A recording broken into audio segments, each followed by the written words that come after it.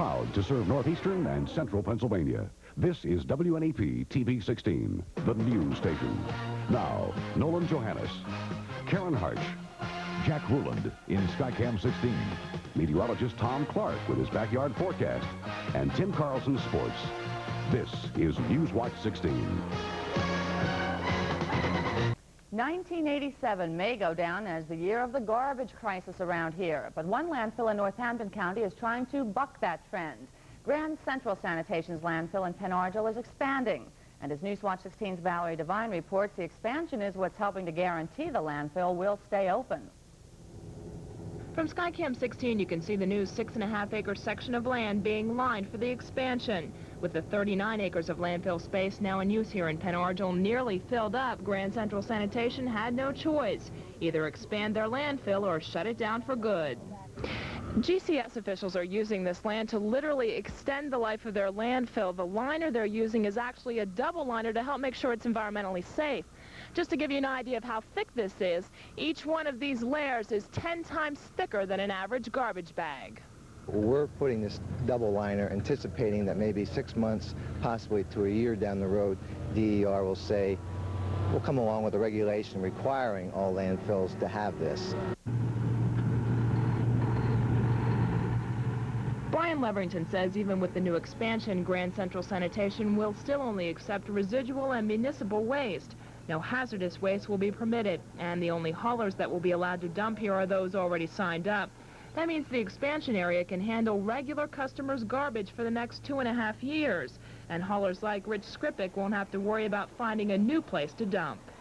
It's going to save us a lot of running. Like, we're based in Delaware, which is only 15 miles one way to Grand Central.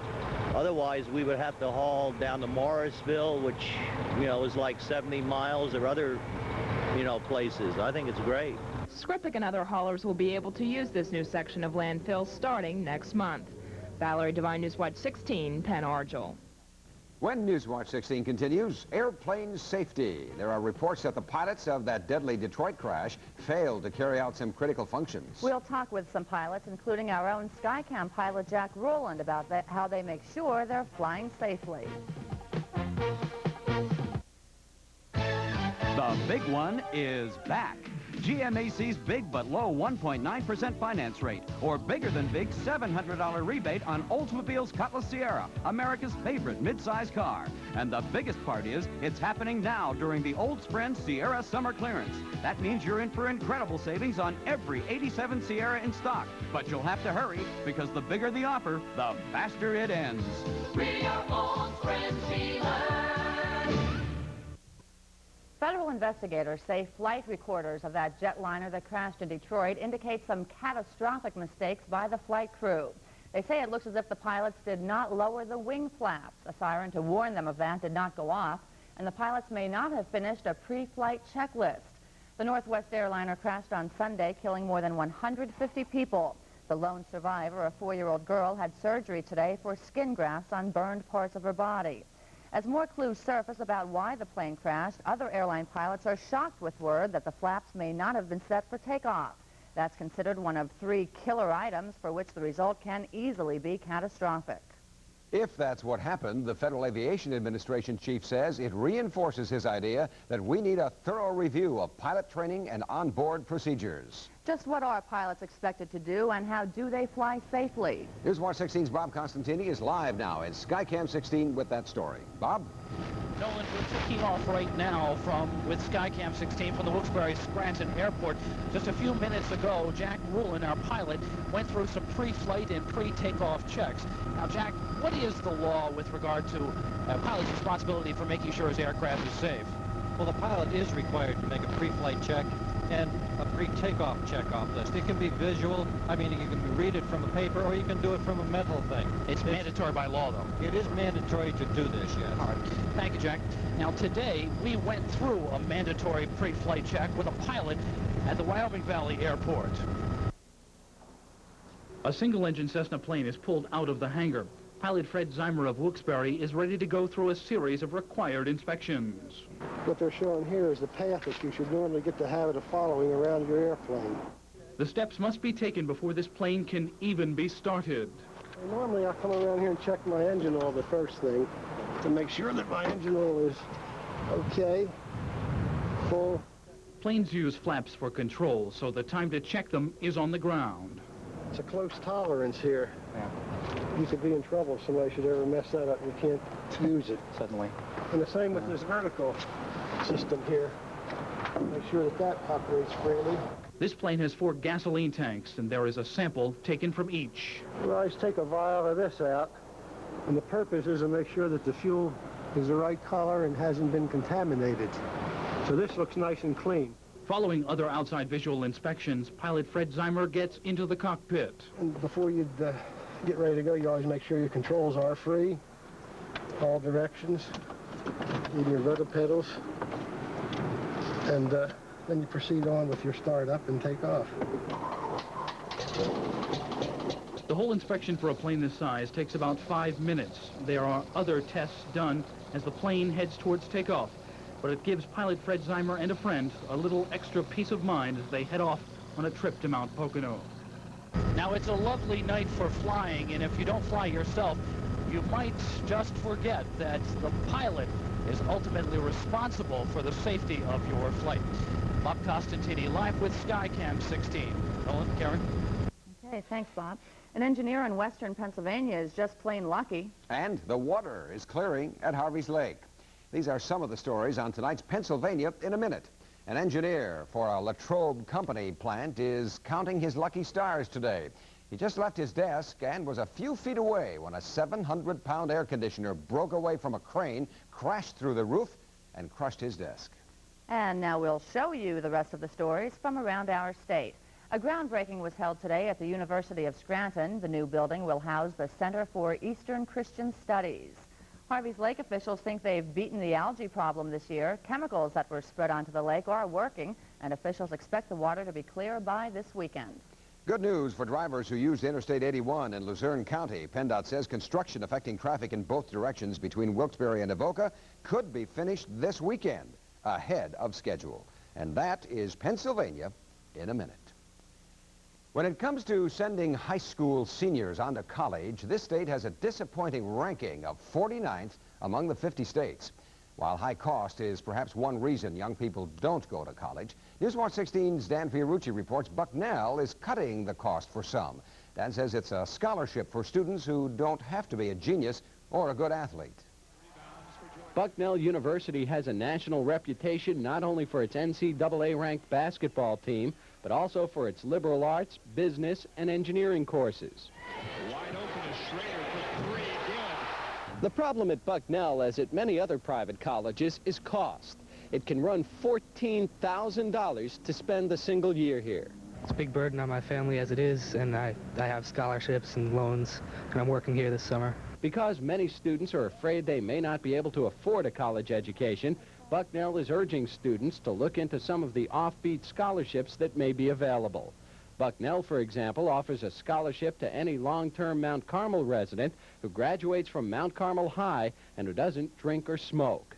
This is one of the most unusual ones, certainly, that we have, or that other places that I've heard of have. It's rather unusual because of its restrictions about behavior, residence, and also prohibiting participation in intercollegiate athletics. That's a rather interesting combination put together by Mr. Deppen. The point is, other unusual scholarships like the Deppen Scholarship exist, and you don't have to be a gifted athlete to get one. Just make a fast break for your guidance office for information on what's available. Dan Fiorucci, Newswatch 16, Bucknell University.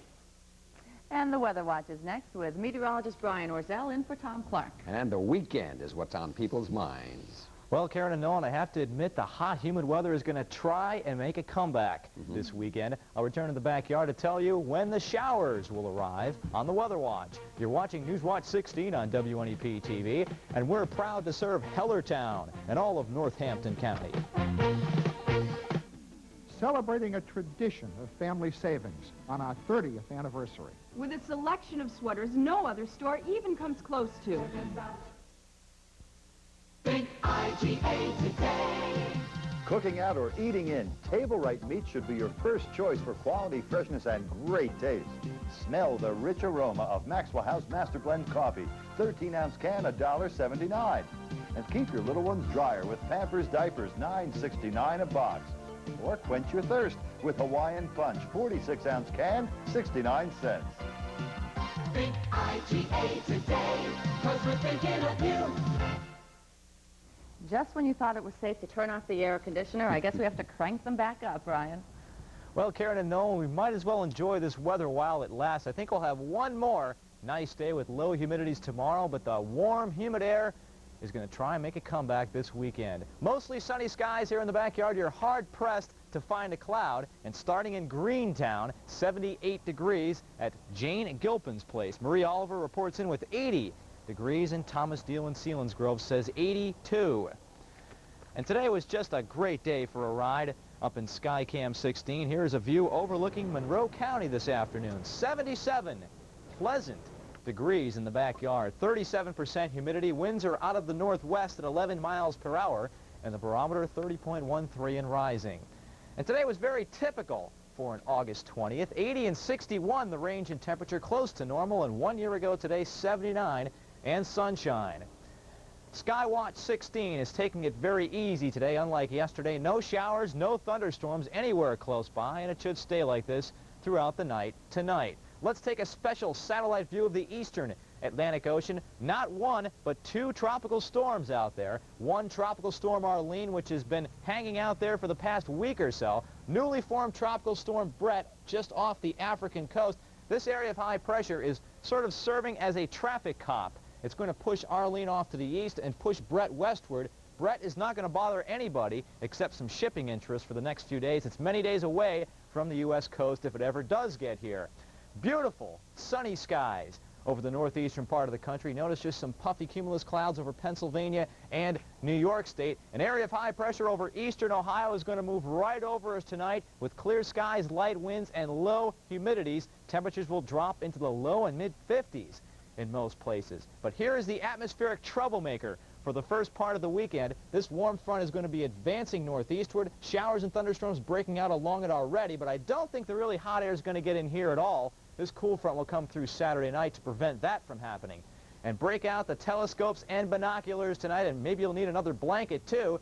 50 for the low at Durrell, 55 at Simpson. Clear skies, light winds, a very nice night for sleeping. Look for a nice but cool sunrise tomorrow morning at 6:18 a.m. 7:54 the sunset time. Clear and cool tonight, low of 56, upper 40s in the cooler areas. Sunshine all day tomorrow, high of 83. The showers will hold off until tomorrow night. Good chance for a shower or thunderstorm any time on Saturday. It'll be warm and humid, more clouds than sun, high 85. I'm optimistic about Sunday, partly sunny, 81 degrees. It should be dry, and then it cools off. Early next week, just 76 on Monday. I'll have the Jersey Shore forecast for shore goers at 11, Karen and Nolan. All right. Thanks, Brian. Well, the Sports Watch is next with Tim Carlson. He has some great news about WNEP and next week's Little League World Series, and he'll have the latest on our Montoursville Little Leaguers going for the World Series. Plus our first visit to the New York Jets training camp.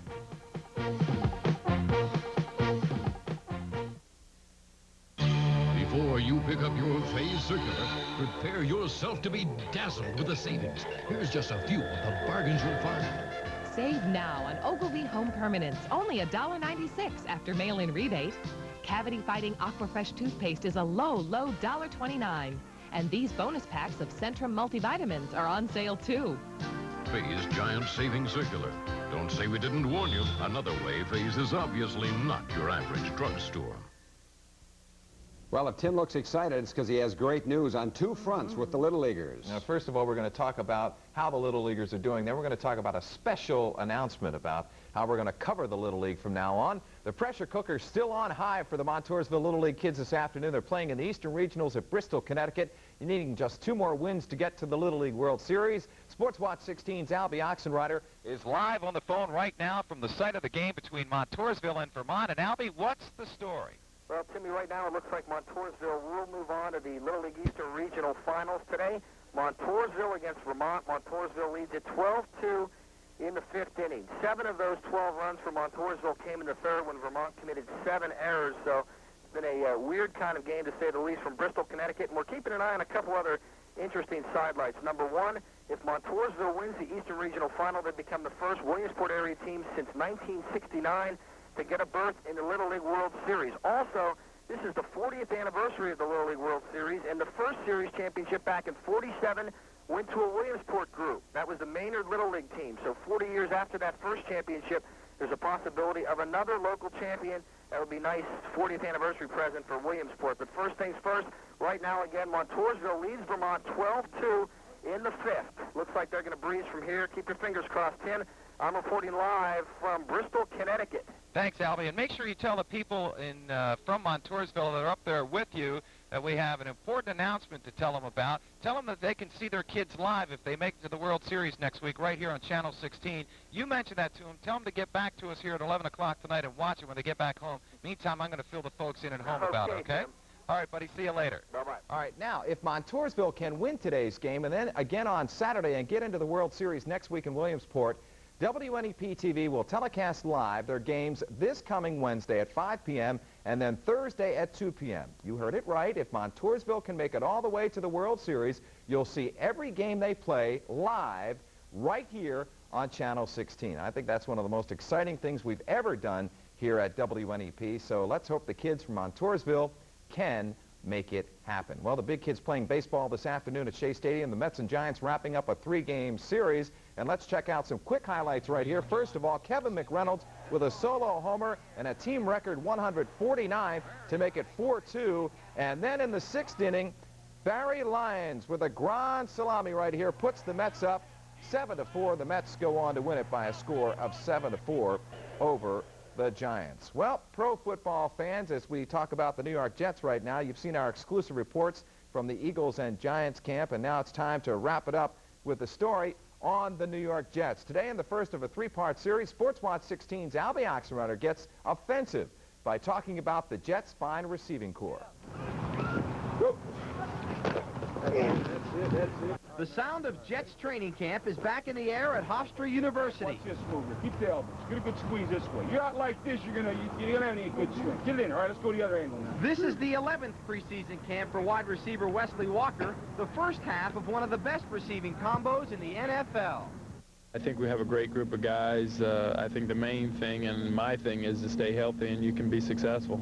Nothing's better for a young player than to play alongside an established veteran. And that's exactly the advantage the 24-year-old Al Toon has enjoyed. Toon plays alongside Wesley Walker, and that's made Toon a better player faster. He's taught me a lot, just being around and having a 10-year vet around to answer questions like certain situations that come up that maybe the coach doesn't cover. He's a fine receiver, unbelievable athlete the way he moves for a big guy. And he's definitely not only helped me, he's helped the whole team. Well, I think we haven't tapped Al's potential really yet. He is a great player, but he knows he can get a little better, and he also realizes too that once you make All-Pro and once you've had the year that he had, you become a little bit of a marked man. So he's going to have to really hone his skills down because they'll be keying on him quite a bit. Individually, Walker and Toon are two of the best, but their biggest asset is being on the field at the same time. That makes them a tough pair to beat. As long as I have the pass protection, I have all the tools around me to get everything done. I mean, I just get the ball out there, and those guys make things happen. They can make an 8-yard pass into a 70-yard touchdown, and they can get by people. So as long as I get the time to throw the ball, they're going to get open for me, and we have a great relationship. And I think that our receivers are the best in the league. So stay tuned for the 1987 Jets aerial show. It might just be enough to take them to the Super Bowl. Puts a lot of top on it. Al Toon's going for the ball. It's going to be a touchdown for the Jets. Albie Oxenreiter, Sports Watch 16 with the Jets in Uniondale, New York. Again, Montoursville up 12-2 in the 5th inning over Vermont, and we'll have all the highlights tonight and talk more about that live telecast next week. That's great stuff. See you later. Good. Thanks, Tim. When Newswatch 16 continues, cashing in on the Super 7. Our area has some more millionaires tonight. We'll tell you about them next. says coming to McDonald's by skateboard, by canoe, even by teeter-totter to get the most wanted mug in America. Can you blame them? You get a different mug each week for a special price with any McDonald's food purchase. Listen to the man. This is important. This summer, McDonald's is serving up 4 Garfield mugs. Summertime, serving up summertime. And the living is easy, right, Odie? At McDonald's. Garfield mugs, just 75 cents each with any McDonald's food purchase. Finally, 4 women from our area are celebrating tonight. They struck it rich in last night's Super 7 jackpot. The 4 from Pottsville had one of the 2 winning tickets eligible to claim at least $8.5 million, actually closer to $10 million tonight. They took the day off and went to Harrisburg to verify their tickets, and the 4 include Natalie Setlock, Cindy Miller, Lois Edwards, and Nancy Bushinsky. The women work in Port Carbon. They purchased their Super 7 ticket here at the Port Carbon News Service. The 4 Pottsville women work together in Port Carbon at the H. Miller Clothing Factory. They'll share $4,800,000. Wow. Mm-hmm. And that is Newswatch 16 for Thursday. Enjoy your evening.